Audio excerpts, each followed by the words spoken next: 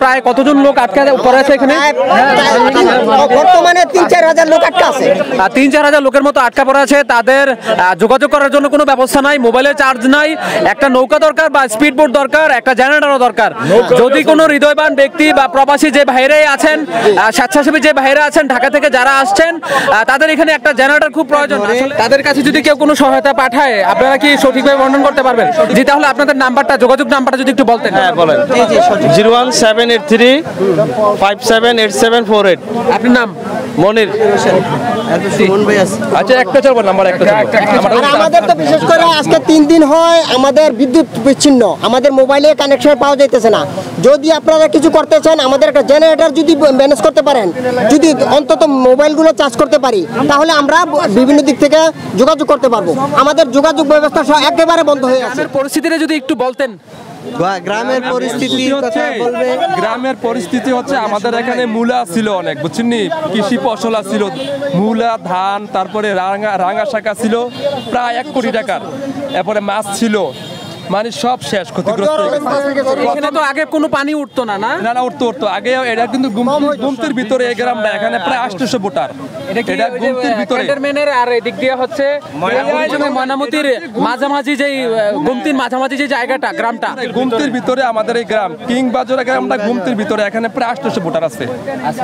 সবাই ক্ষতিগ্রস্ত, সব মানুষ ক্ষতিগ্রস্ত। এখন তারা কোথায় আশ্রয় নিয়েছে? এখন কিছু আত্মীয় স্বজনের বাড়িতে আছে, কিছু এদিকে আসছে, বেরিবাদে আশ্রয় নিয়েছে অনেকেই, কিছু আবার গ্রামে আছে। যে আপনারা কি কোনো পদক্ষেপ নিচ্ছেন তাদের জন্য, তাদের পরিবারের জন্য, বা আপনাদের এলাকার যেগুলা ত্রাণ আসতে আছে এগুলো আমরা সঠিক বন্টন করতে আসছি আমাদের লিস্টের মাধ্যমে। আপনারা উদ্যোগ নিয়ে খুব ভালো একটা কাজ। আপনারা যারা ত্রাণ নিয়ে আসছে তাদেরকে কিভাবে কোথায় দেয়া লাগে এই বিষয়টা আপনারা মেনটেন করছেন? তো আমরাই নিতেছি, আমাদের লোক আমরা এখানে এসে খুবই আনন্দিত হয়েছি।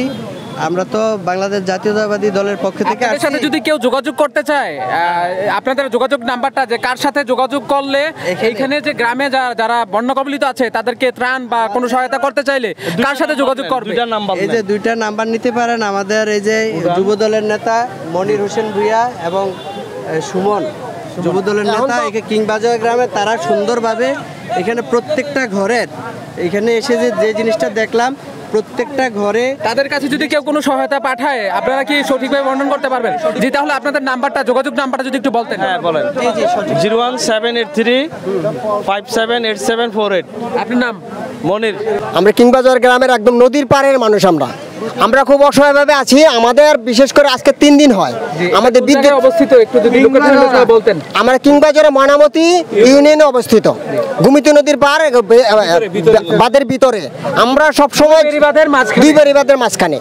আমরা প্রতিটা বছর আমরা এই বন্যা দুর্গতভাবে অসহায় এভাবে কাটে আসছে। আমাদের রাস্তাঘাটও খুব ভাঙা, আমরা চলাচল করতে পারতেছি না।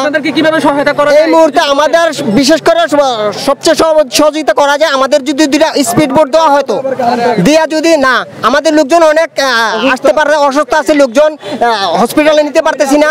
যদি 2-একটা স্পিড বোট হয় আমাদের অনেকটা উপকৃত হইতে পারি।